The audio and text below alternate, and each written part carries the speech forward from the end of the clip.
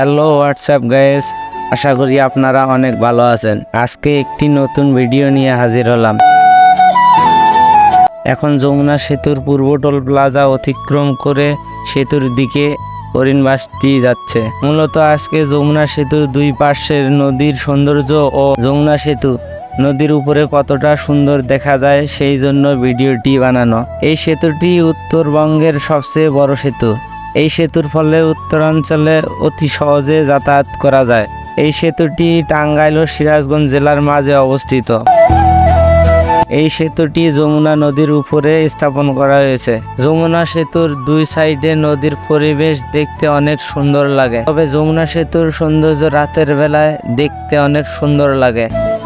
দেখলে আপনারা মুগ্ধ হয়ে যাবেন। বর্তমানে যমুনা সেতুর উত্তর পাশ দিয়ে নতুন একটি রেল সেতুর কাজ চলছে। বর্তমানে রেল সেতুর কাজ শেষ পর্যায়ে।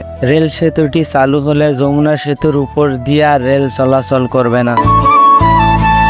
বঙ্গবন্ধুর নাম অনুযায়ী এই সেতুটির নামকরণ করা হয় বঙ্গবন্ধু সেতু। 1998 সালে নির্মাণ কাজ শেষ হয়। 4.8 কিলোমিটার দৈর্ঘ্য বিশিষ্ট এই সেতুটি বাংলাদেশ ও দক্ষিণ এশিয়ার মধ্যে দ্বিতীয় বৃহত্তম সেতু। এই সেতুটি বিশ্বের 11তম ও দক্ষিণ এশিয়ার 6ষ্ঠ দীর্ঘতম সেতু। এই সেতুটি 49টি স্প্যানের উপর ভাসমান আছে। এই সেতুর উত্তর সাইড দিয়ে রেল লাইন ও দক্ষিণ সাইড দিয়ে বাস চলাচলের রাস্তা চালু আছে। তাছাড়া সেতুর সাইড দিয়ে বিদ্যুৎ ও গ্যাসের লাইন আছে।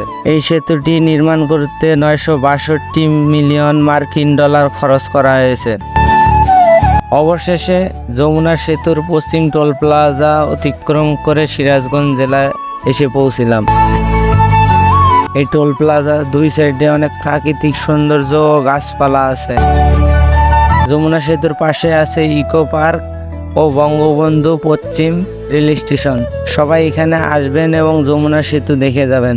আজ এই পর্যন্তই। আপনারা সবাই ভালো থাকবেন।